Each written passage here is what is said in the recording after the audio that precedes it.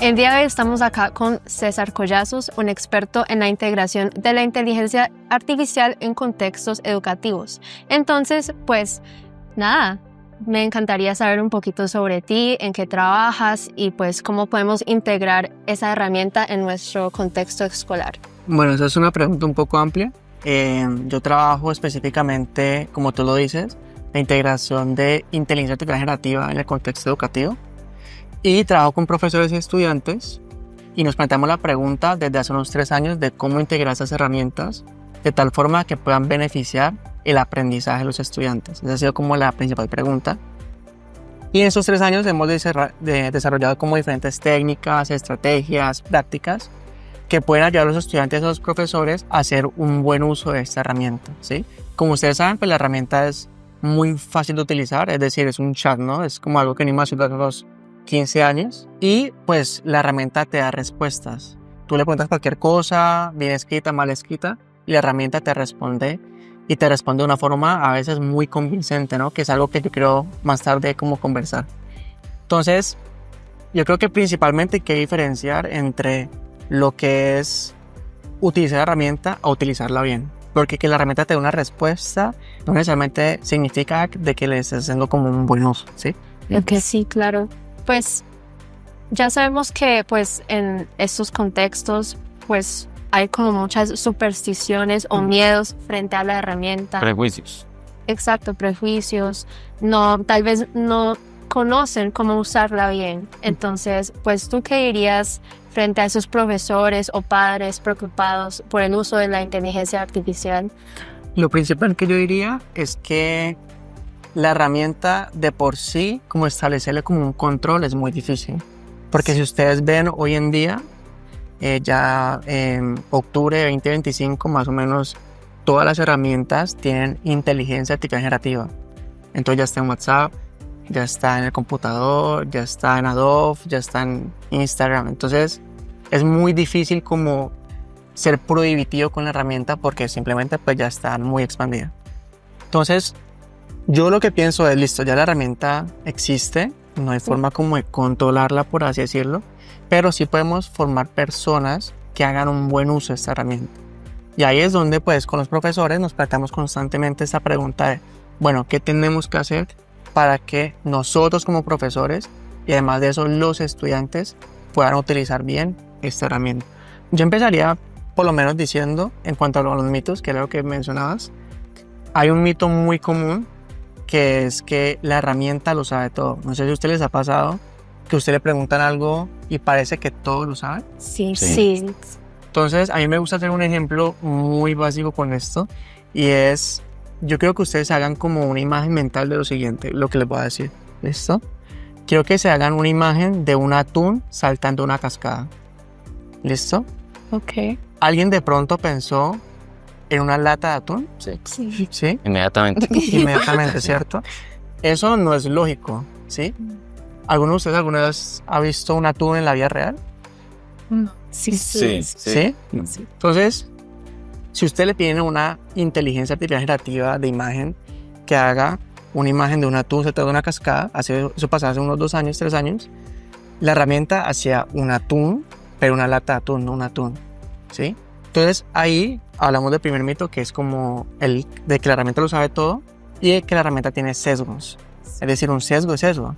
Pues claramente un atún saltando una cascada no es lógico, pero la herramienta, como está entrenada en bases de datos de diferentes cosas, si ustedes lo piensan, la gran cantidad de veces que ustedes se refieren al atún es a la lata de atún, no al atún, el pez pescado. Entonces por eso la herramienta tiende, como es probabilístico, tiende a dar como esa imagen. Entonces es como el primer mito que yo diría, la herramienta tiene sesgos y reconocerlo es importante para tener un pensamiento crítico.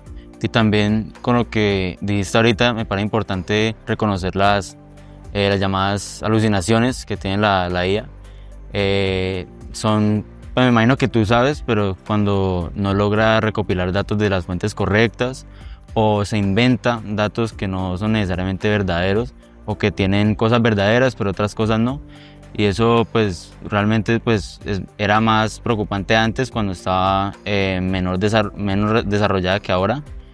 pero igual también eso es algo que hay que discutir, porque, pues por ejemplo, de hecho ayer me pasó algo interesante, que mi mamá de hecho me contó sobre un caso de una desaparición que había visto en YouTube, sobre un joven, y me estaba explicando en detalle vívido todo lo que la historia le contaba, que este muchacho resulta que en Estados Unidos se desapareció, las autoridades no lograron pues encontrarlo por años hasta que encontraron el cadáver, y a mí me dio pues curiosidad porque me describía eso como sin muchos datos, como una historia abstracta.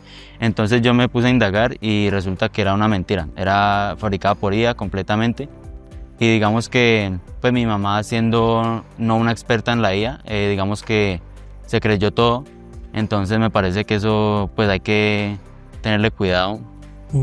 Mira que, bueno, mencionas el tema de las alucinaciones, sí que claramente sucede cuando el modelo no tiene como la cantidad suficiente de información. Yo creo que muy pocas veces el modelo te va a decir, no tengo esa respuesta, sino que busca la forma de darte la respuesta. De pronto les ha pasado que ustedes están investigando de un tema y le piden como los enlaces de las fuentes y no existen. Sí, les pasa, ¿cierto? Entonces es una herramienta que tiende a ser también muy complaciente.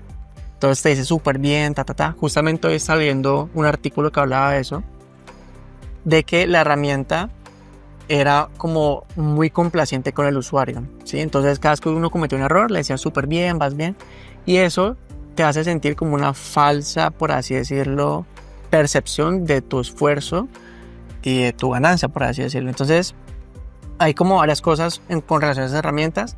Planteas el punto de la historia, me parece muy interesante. No sé si ustedes vieron el video del canguro en el avión.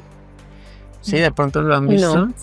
Sí, que la gente creía que era real. Bueno, la historia es que era un video de unos 7 o 8 segundos donde una persona abordaba un avión con un canguro de soporte emocional. Ok. Y la noticia era que no habían dejado ingresar a la persona con el canguro, y bueno, era una polémica, pero el video era muy real, o sea, era muy real, y uno veía en redes sociales y la gente pues comentaba como que, uy, sí, ¿no? ¿Y cómo pasa eso? ¿Por qué van a entrar? Pero pues el video fue hecho con inteligencia generativa, entonces eso también planta unas interrogantes sobre ética, sobre el buen uso, sobre cómo saber cuándo esto es real o no es real. Por ejemplo, yo les preguntara a ustedes, ¿cómo ustedes verificarían que eso no es real? ¿Ustedes qué harían? En el video, Ajá. pues algo que me pasa mucho y es en TikTok, que estoy viendo un video y al principio tú, si ya has convivido así en herramientas que hacen videos, tú sabes que hay algo raro, pero tienes que detenerte algunos segundos y ver, por ejemplo, muchas veces hay manos diferentes, cabezas diferentes, voces que aparecen de la nada. Entonces es prestarle mucha más atención a todo lo que vemos. Sí, mucha más atención. También ir a la fuente original, ¿no? Es decir, como que bueno, yo veo este video o esta información, pues veamos, no necesariamente en ChatGPT, pero pues sí en Google, por otras fuentes, si eso que se está documentando es verdad, o sea, si eso en verdad existe, eso pasó y eso. Entonces yo creo que es importante. Mira que además que tú pues estás especializado en inteligencia artificial, también nos contaste que eras psicólogo. Sí. Entonces hay una duda que pues la verdad siempre he tenido es, la inteligencia artificial es muy buena, evidentemente, si se sabe usar correctamente, pero yo siento que a veces nos volvemos muy dependientes de ella, como te pasan un trabajo y tú dices, no, ¿sabes? No voy a pensar, sino que de una se lo voy a consultar a la inteligencia artificial. ¿Cómo crees que eso que estamos haciendo como jóvenes nos va a afectar, no sé, en nuestra toma de decisiones, en nuestra autonomía en un futuro? Bueno, miren que justamente hace unos 3 meses salió un artículo, creo que era del MIT, que hablaba de el cerebro, el funcionamiento del cerebro de las personas que hacían ensayos apoyados con IA generativa y los que lo hacían pues de forma autónoma, es decir, solos, por así decirlo. Y lo que sostenía el artículo es que los estudiantes que utilizaban ChatGPT o esas herramientas de IA generativa para hacer el artículo, primero no lograban después citar lo que habían escrito. Es decir, no tenían como esa retentiva de lo que la herramienta les dio, bueno, todo esto críticamente, pero hay algo mucho más interesante y era algo que ellos llaman la deuda cognitiva, que es que por dejar de ese proceso de pensamiento crítico, de pensamiento superior, pues el cerebro deja de activarse. Entonces, en ciertas zonas, no completamente, pero sí en ciertas zonas, y eso pues a largo plazo es problemático porque los estudiantes entonces no van a desarrollar las habilidades mínimas para poder estar en un mundo que cada vez nos pide ser mucho más críticos, ser mucho más reflexivos, que demanda mucho más a nivel común superior. Entonces creo que esa es una cuestión bien interesante. Si ustedes me preguntan, hay dos procesos de los cuales yo pienso que todavía estamos como buscando que no se pierdan. Lo primero es la escritura, ¿sí? Sí, yo he visto muchas veces que obviamente una cosa es escribir desde cero y otra cosa es escribir con IA, ¿sí? Porque la IA te da una idea general, entonces tú vas cogiendo los párrafos, Sin embargo, aunque te ayude y tú puedas aprender, igualmente ahí está faltando algo, ¿sí? Que es el enfrentarse por lo menos a la hoja en blanco, como el ir con tus ideas y decir, mira, yo lo quiero escribir de esta forma, Entonces, ¿a ustedes les ha pasado que últimamente ven en redes sociales que la mayoría de posts son con guiones en vez de comas, por ejemplo? Y el guión era algo que como recurso de escritura no se utilizaba tanto en redes, sino hasta que la IA empezó como a sacarla. Entonces creo que es un tema bien interesante el tema de la escritura. No sé si les ha pasado eso, que sienten que la herramienta a veces o uno lee cosas y uno las lee y todas son muy similares, la manera en la que escriben, los usos adjetivos, sustantivos.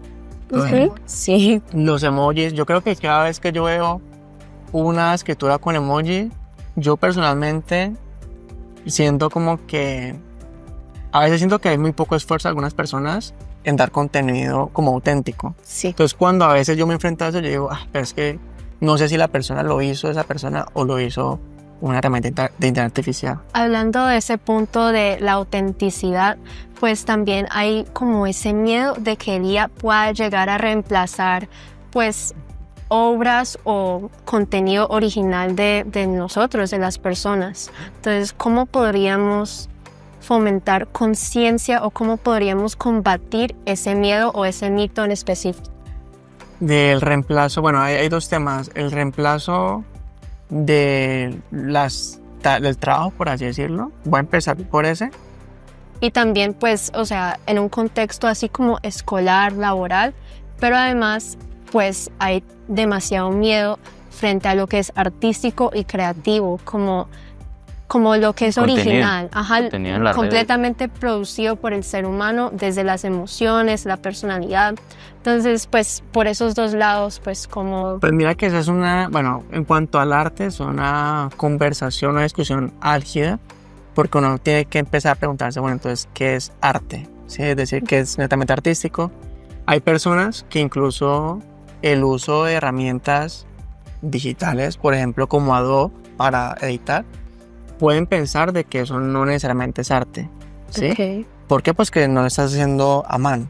Entonces ahí hay como una discusión muy rígida, aunque yo sí considero que el arte, como tú lo mencionas, es algo profundamente humano, ¿no? Cuando uno hace algo artístico, uno expresa no solamente una imagen, una canción, bueno, X cosa, sino que también el artista, desde su historia de vida, desde todo lo que es, transmite un mensaje. Entonces, siento que ese todavía sigue siendo un tema muy álgido.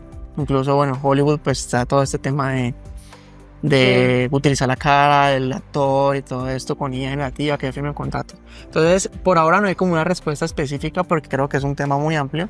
Pero si me pregunto mi posición, yo creo que la herramienta en estos momentos no hace arte como tal. Por eso que te acabo de decir, por lo intrínsecamente humano. Poder transmitir una emoción, un pensamiento, una idea que sea como generado por una persona. Yo sí tengo una pregunta. En cuanto a lo educativo, ¿usted cómo abordaría los diferentes miedos que tienen las personas en relación con el uso de la inteligencia artificial? Mira, yo pienso principalmente, yo hago formación con profesores sobre el uso de esas herramientas en prácticas educativas. Y las primeras sesiones es como si yo te enseñara a ti a utilizar WhatsApp. Entonces tú abres aquí este icono es de WhatsApp, tú escribes aquí, tú puedes borrar. Entonces lo primero que hacemos es mostrarle al profesor y al estudiante qué es la herramienta. Entonces mira, la herramienta te permite hacer esto, tiene estas limitaciones. Es importante saber que tiene sesgos, que tiene esto. Yo pienso que la herramienta es muy útil si uno la sabe utilizar bien, si uno tiene un propósito claro, ¿sí?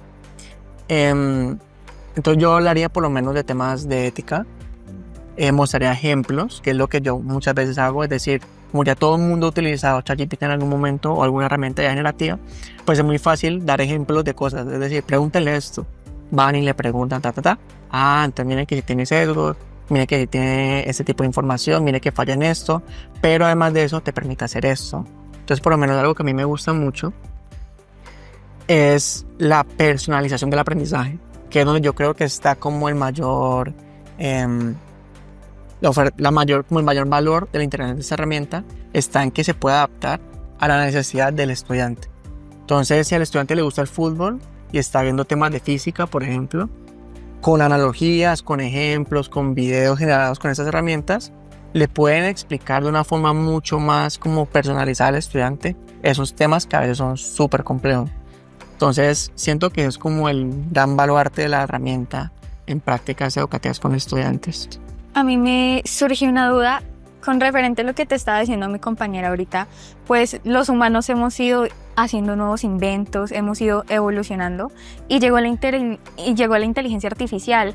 Y pues nosotros ahora todavía cada uno tiene como su empleo y los contratan, pero yo siento que va a llegar un punto en donde la inteligencia artificial va a reemplazar algunos trabajos, porque ya ahora salió que hay una actriz generada por inteligencia artificial y que va a reemplazar a los actores normales. Entonces yo digo, sí va a haber como un cambio en nuestra sociedad, y no solo pues económicamente también, porque muchas personas se van a ver afectadas por esto. ¿Tú qué opinas de eso?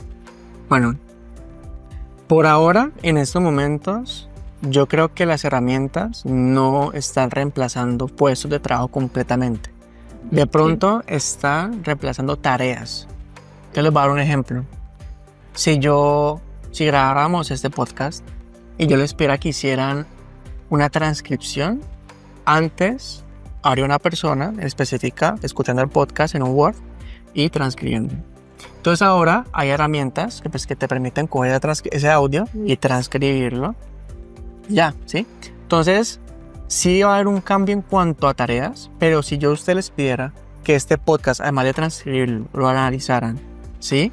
Sacaran puntos claves, pudieran como hacer guiones y pudieran, por ejemplo, entrevistarme nuevamente en una futura ocasión, esas son cosas que solamente podrían hacer ustedes, ¿sí? Porque la herramienta les va a apoyar a hacer todo eso, pero por lo menos sentarse a mí, aquí conmigo, ustedes tienen una experiencia de vida en la cual ustedes han utilizado la herramienta. Yo sí creo que la herramienta puede por ahora apoyar algunas tareas, algunos trabajos, pero por ahora no completamente reemplazarlos. Ahora bien, yo voy a hacer como una observación histórica. Recuerdo que estuvo el tema de la revolución industrial. ¿Ustedes de pronto lo reconocen? Sí. Sí, que había muchos puestos operativos y que también hubo preguntas muy similares sobre, bueno, si van a llegar estas máquinas a producir, entonces, ¿qué vamos a hacer con los trabajos? Y pues ya después de mucho tiempo, hoy en día logramos ver de que lo que pasa es que se transforma el sentido del trabajo, ¿sí? Entonces ya no tenemos puestos tan operativos, sino que tenemos puestos que siempre demandan habilidades de nivel superior. Entonces razonamiento, habilidades de diálogo, de síntesis, y esas son cosas que pues cambiaron con el tiempo. Entonces creo que claramente nos va a implicar un cambio.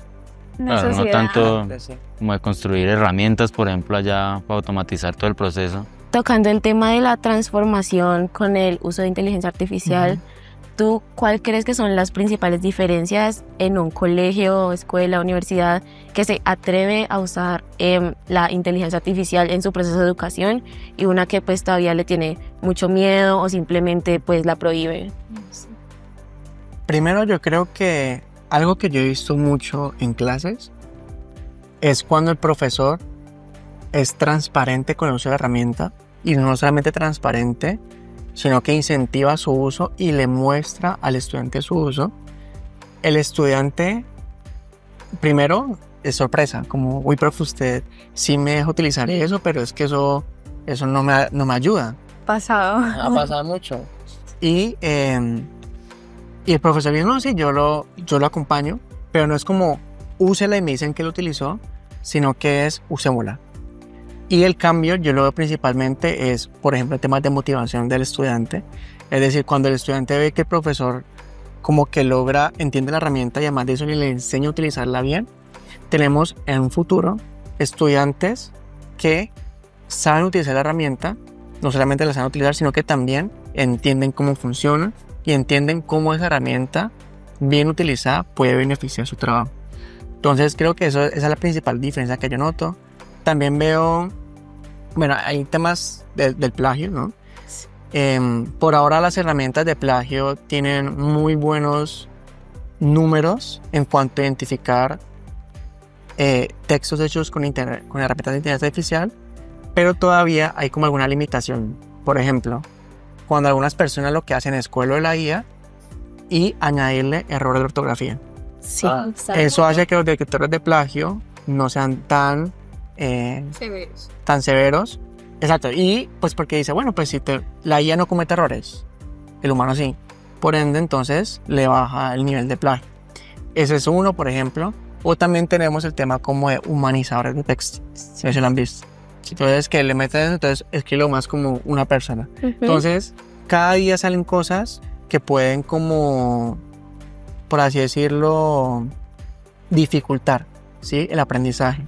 Y siento que cuando el profesor, en vez de ser como coercitivo, como decir no lo utilice, lo que tú tienes en la clase son estudiantes que al otro día pues van a ir a su casa y la van a utilizar, pues porque a veces quieren salir rápido de la tarea, no sé qué. Entonces eso será lo primero. Yo creo que en verdad la vinculación del estudiante con su proceso de aprendizaje cambia cuando el profesor como que es transparente con su uso y además de eso le enseña al estudiante a utilizar. Mira que a mí me pasó una situación ahorita en grado 9, porque algunos profesores lo prohíban totalmente y son muy estrictos con su uso. Dicen, si yo te detecto plagio, automáticamente 0. Pues uno tiene cuidado. Entonces teníamos que hacer unas exposiciones y pues la investigación todo normal. Entonces pues yo pregunté, ¿yo puedo de pronto organizar mi presentación con inteligencia artificial? Y él me dijo, tú puedes hacerlo, puedes sintetizarlo, puedes organizarlo, pero yo necesito que tú me sustentes. Entonces, claro, uno sale, pero uno también tiene que leer lo que la inteligencia artificial dice, porque a veces como no comete errores, nosotros vamos poniendo así al azar y no nos tomamos la dedicación como de ver, esto sí será verdad. Entonces, después de hacer la investigación, sí lo sinteticé y lo supe exponer porque sabía del tema. Entonces, la inteligencia artificial no hizo el trabajo por mí, sino que me ayudó. Entonces, eso es como, sí le da a uno como mucha tranquilidad saber, ok, me deja usarla, pero también yo tengo que ser responsable y tengo que tener mi moral de que yo hago mi parte y no todo se lo dejo a la inteligencia artificial, porque en algún momento de nuestra vida pues no va a poder hacer todo por nosotros. Vamos a tener que tomar decisiones. Mira que acabas de mencionar algo que a mí me parece vital. Muchas veces en educación tendemos a buscar la forma de prohibir las cosas o de buscar cómo, por así decirlo, detener el mal uso de las cosas de los estudiantes. Entonces están los detectores de plagio, está la creación como de volver, al lápiz y el papel, que también está bien. Sin embargo, yo creo que es un momento muy bueno para retomar la discusión sobre integridad académica. Es decir, por qué es importante ser éticamente responsable con nuestro aprendizaje. Entonces a veces es algo que se pasa muy por encima, pues, en algunos estudiantes o profesores no tocan mucho el tema, pero siento que es un momento histórico en el cual hay que volver a poner sobre la mesa cómo trabajar integridad académica, es decir, preguntarse por qué está mal que la herramienta me haga el trabajo, ¿sí? Preguntarse qué estoy perdiendo, ¿sí? Y no solamente qué estoy perdiendo, sino cómo esto que estoy haciendo afecta a mis compañeros, afecta al profesor, o en un futuro pues puede afectar mi trabajo. Entonces creo que esa discusión de integridad académica ahora es mucho más necesaria, ya que no hay métodos específicos de cómo saber cuándo lo hace una IA o cuándo lo hace como un estudiante. Voy a hacer ahí un paréntesis de algo que me parece interesante que están adoptando, que me parece muy chévere, y es también empezar a migrar a un modelo 50-50 entre lo escrito y lo sustantivo.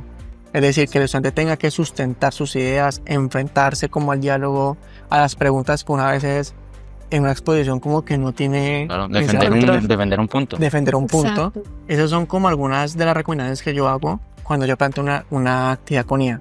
Es decir, no solamente el texto escrito, sino también tomemos el tiempo de que el estudiante tenga que sustentar su idea y que la tenga que defender. Y de esa forma, pues, el estudiante también se prepara sobre lo que leyó, sobre lo que escribió y todo esto. Yo creo que hablando de integridad académica, pues nosotros que ya estamos en 11 sabemos que tenemos que hacer nuestra monografía y pues para muchos es un proceso bastante retador, pues porque hay que escribir, hay que investigar. Entonces sería para recordarle a nuestros compañeros y pues en general a todo el colegio que también no todo se hace por salir de ello, sino que también hay que pensar qué obtienes de eso, qué conocimiento, qué partes disfrutas de esto, para que no solo sea lo pongo en chat, me hace toda la investigación, lo resumo y ya mi monografía. Claro. Y por ejemplo, como ¿en qué otros proyectos o digamos actividades podemos incluir el uso de la inteligencia artificial para los estudiantes como tal y para los profesores? Bueno, lo voy a ir como lo acabas de hacer. Empecemos por los estudiantes. Entonces, listo. ¿Cómo utilizar bien la herramienta? ¿Sí? ¿Cómo esta herramienta puede como potenciar nuestro proceso de aprendizaje? Entonces, ahorita que yo les preguntaba un poco, supongo que ustedes le han pedido a la herramienta que le explique temas o conceptos que a veces son como complejos o son muy abstractos. Y si ustedes ven, cuando ustedes utilizan la herramienta les responde, que eso es algo muy valioso, y es que ustedes tienen feedback inmediato. Es decir, si tienen una pregunta, la herramienta les responde inmediatamente, no tienen que esperar a reencontrarse con el profesor, o bueno, ahí está. Entonces, el principal uso para estudiante yo diría que es como tutor, que es que te explique temas, que te haga ejemplos, por ejemplo, que te haga un pretest para ver cómo estás tú de conocimientos, luego te explique los temas que de pronto no te fueron tan bien, y luego un post-test donde evalúe si tú lograste aprender o quedas con algunos vacíos como conceptuales o prácticos. Okay. Ese sería uno. Sí, hablando de eso del uso como tutor para los estudiantes, pues también lo que tú acabas de decir y lo de que el modelo se vuelve personalizado a uno mismo me parece súper valioso.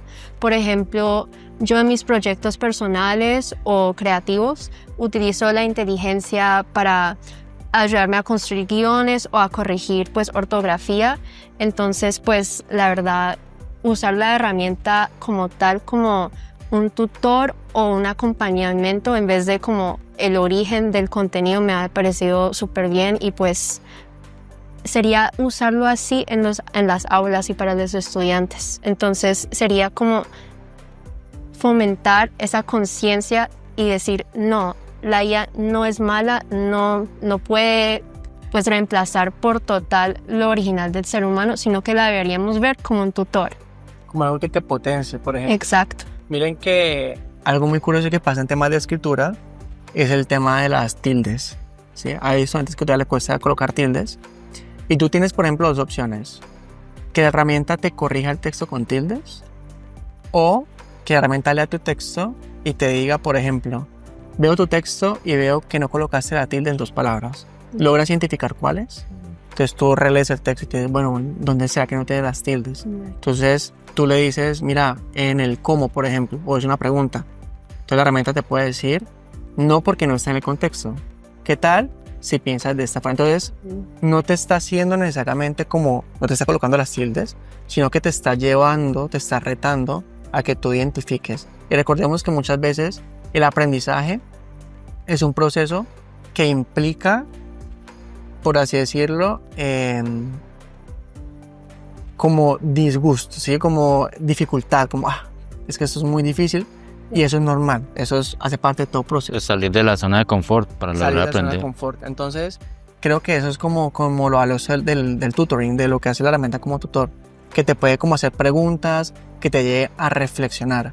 Por ejemplo, en temas artísticos, te puede orientar con preguntas que te pregunte, bueno, ¿y tú qué quieres exponer con esto que vas a pintar o a escribir?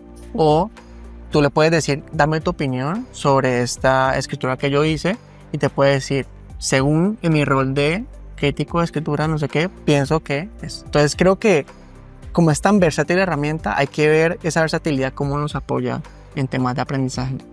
Algo que a mí me parece sorprendente, pues la verdad no he tenido tanto contacto con otras inteligencias artificiales, más que todo es con ChatGPT, pero algo que me sorprende es que él se adapta a ti, a tus necesidades. Por lo menos, no sé, un día me dio mucha curiosidad y le puse, no sé, dame quién soy yo. Entonces me dijo mi nombre, mi edad, dónde estudiaba, cuántos hermanos tengo, en qué grado estaba. Y yo dije, ¿cómo sabe tanto sobre mí si yo no le he dado toda esa información? Y es verdad, él se va adaptando como a nosotros y a nuestras necesidades, porque nosotros me imagino que lo usamos más que todo para lo académico, pero por lo menos yo tengo una amiga que se le murió el perrito y entonces ella le dijo a ChatGPT, entonces le dijo, no, yo te voy a ayudar con tu duelo, ¿quieres estar sola o quieres hablar con un psicólogo? Le decía así tal cual, y yo me quedé sorprendida porque yo dije, con lo que te decía ahorita, está como reemplazando en cierto modo algunas cositas, no tal vez como tú me dijiste el empleo en total, sino algunas tareas,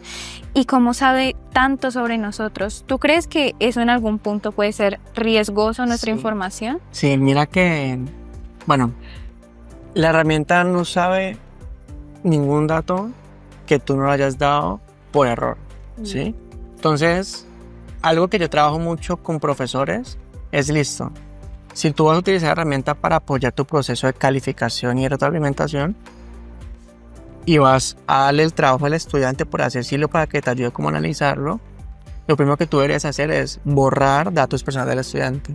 Entonces, su cédula, su nombre, sus correos, datos sensibles, ¿sí? Entonces, muy probablemente a veces uno sube archivos indiscriminadamente a la herramienta y ahí hay datos personales. Y es ahí donde la herramienta, pues, coge un contexto, ¿sí? De lo que tú haces. Siento que puede ser un poco, por así decirlo, peligroso darle como muchos datos a la herramienta, porque cuando hablamos de que es muy complaciente, pues te puede decir, sí, eso está bien, no, tú hiciste bien, y más con temas de salud mental.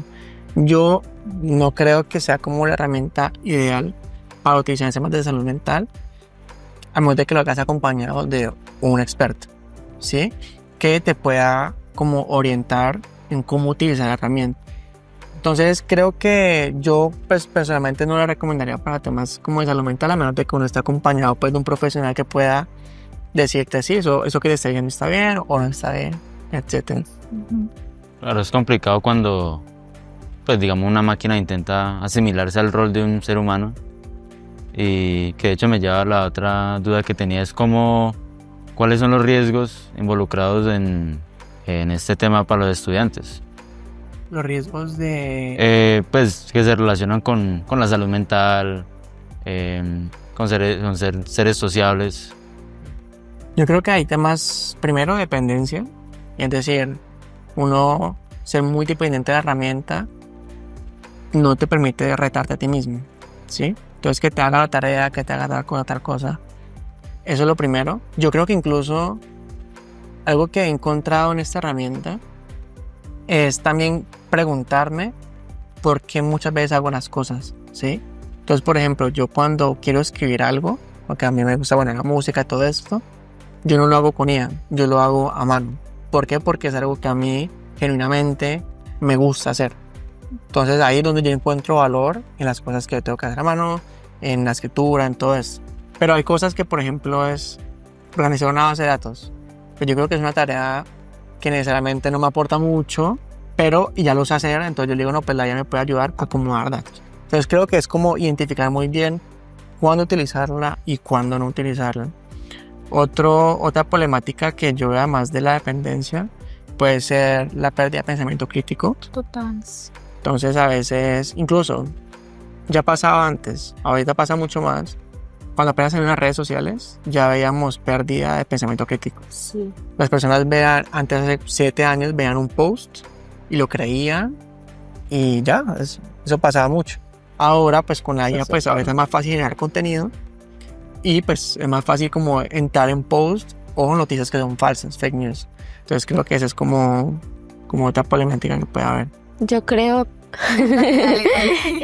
Yo creo que muchas personas de nuestra edad se olvidan de que ellos también son susceptibles a caer en estas cuentas falsas, videos falsos, y está ese estereotipo de que solamente las personas adultas, mayores, caen en eso.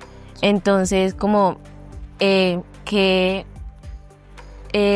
tip les darías a las personas de nuestra edad para que intentar fomentar esa conciencia de que nosotros también somos vulnerables y que no solamente son nuestros abuelos, nuestros papás? Yo creo que lo primero que yo recomendaría es el cuestionamiento de las cosas. Creo que a veces pasamos de ser usuarios activos a pasivos de la información. Entonces vemos reels, uno puede quedar una hora y uno no analiza esa información, ¿sí? Una vez es dopamina full, entonces uno está ahí viendo cosas que le interesan porque el algoritmo es entrenado para que te muestre cosas que te interesan. Pero creo que entender todo eso no es solamente lo importante, sino también lo importante es como cuestionarse el por qué. O sea que eso es verdad, sea que eso sí es así, sea que esta persona sea real. Eso que tú decías por lo menos de la actriz que es generada con inteligencia artificial generativa, pues tú la ves y es muy real. O sea, en sus movimientos, ha mejorado como sus gestos. Entonces yo creo que es como, en verdad, cuestionarse y no ser un usuario pasivo de la información, sino activo. Es, mira, vi esta noticia de esto, ven y sé que esto es verdad, voy y busco en Scopus, en websites, no sé, artículos que hablen sobre ese tema y leer, porque es que a veces yo creo que tampoco hay un proceso de lectura que está perdiendo. Es decir, leer, sacar tu propia opinión del artículo y no simplemente subirle una herramienta que te haga como un resumen. Entonces creo que principal es eso, como cuestionarse la información. En el colegio Bennett los profesores siempre se encargan de educarnos no solo en lo académico sino también como en lo ético, y nuestra profesora de español en estos momentos nos está haciendo como hacer un texto argumentativo sobre noticias falsas. Entonces pues yo escogí, pues no sé, uno cuando entra a TikTok uno le dice dame una mascarilla para el cabello, entonces no, que te eches aloe vera. Yo, bueno, me echo aloe vera sin saber de verdad los componentes químicos o qué me puede hacer malo eso para el cabello. Y pues últimamente, o sea, uno usa como ChatGPT y le dice, entonces, y uno se echa eso en la cara, en el pelo, en cualquier parte. Entonces, ¿qué riesgos tendría como nosotros decir sí, ChatGPT siempre tiene la razón y confiar totalmente en eso, y tal vez no solo afectar nuestra salud emocional, sino también nuestra salud física? Mira que hay algo del contexto, incluso ahorita que mencionas el tema de skincare o bueno, el tema del cabello, creo que es importante reconocer que a veces estas herramientas no tienen un contexto o un background completo en nosotros, ¿no? Es decir, hay diferentes tipos de piel. Entonces, en temas de skincare, con alergias, gente con alergia. Entonces, a veces uno simplemente pregunta, dame una rutina de skincare, ¿sí? Y ya. Y ahí falta como un contexto como para que tenga una respuesta un poco más completa. Igualmente, él te da una rutina, pero que eso tú de pronto eres alérgica a algún tipo de alimento, al maní, no sé, y lo utilizas en tu rostro, pues seguramente va a tener una reacción alérgica. Entonces, yo creo que lo principal es que el juicio de un profesional es vital, y más en temas de salud. O sea, un profesional que pueda orientarte a qué deberías utilizar, pues, por tu contexto, por tu estilo. Yo creo que eso es lo que no se puede perder. El profesional todavía sigue siendo una parte vital. Además de que es un sujeto, de que si por alguna razón te pasa algo, pues el profesional te puede orientar, y además de eso, el profesional es responsable de lo que te haya pasado, ¿sí? Mientras que con una IA generativa, pues nadie en eso entonces es responsable, recae en ti completamente como lo que pasa. ¿Cómo la inteligencia artificial puede ser una herramienta para estudiantes o jóvenes que quieren hacer un impacto social o algún cambio en la cultura o en su comunidad educativa? ¿Cómo la herramienta puede apoyar un cambio como social o cultural, cierto? Entonces creo que la generación o el apoyo como en ver ideas nuevas te permite prototipar mucho más rápido tus ideas. Entonces, hacer imágenes, hacer videos, pueden hacer que tus ideas puedan, por así decirlo, generarse un poco más rápida, ¿sí? Puede ayudarte como a expandir tu palabra. También pienso que a veces como crear contenido con fines sociales es un poco como complicado, pero la herramienta creo que te da muchas facilidades como para generar videos, imágenes, ¿sí? O para expresar tus ideas en diferentes medios como entonces yo creo que principalmente sería como eso. Para finalizar, yo sí tengo una última duda. Eso sería, pues me gusta que hayamos dialogado, conversado, traído ideas, ¿no? Con fin de materializar las propuestas.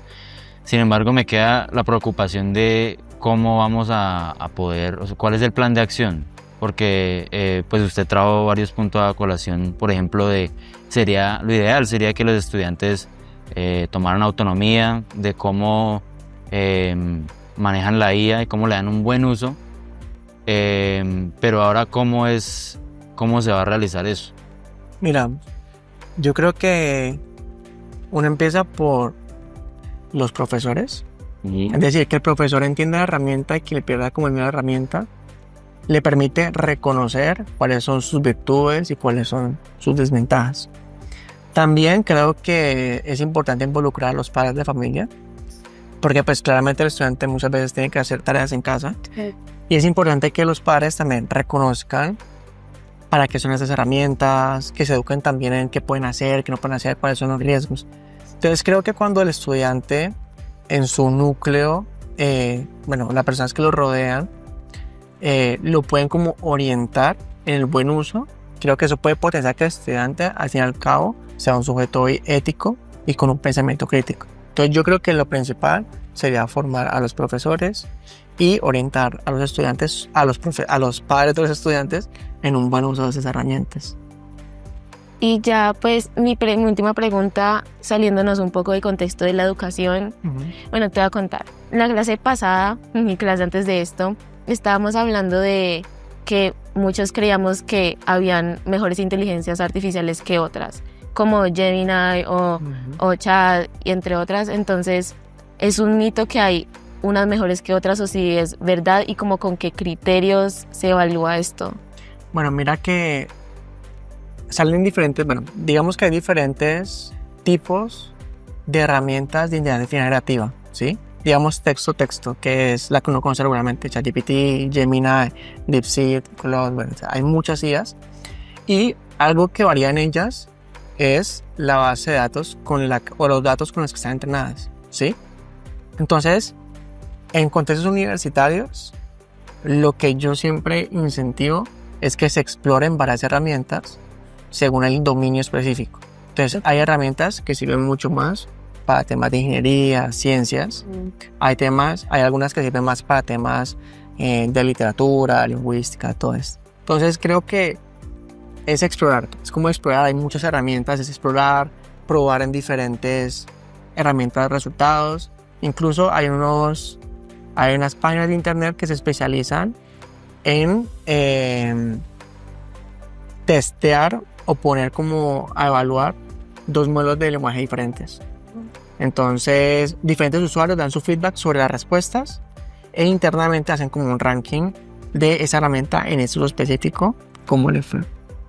¿Listo?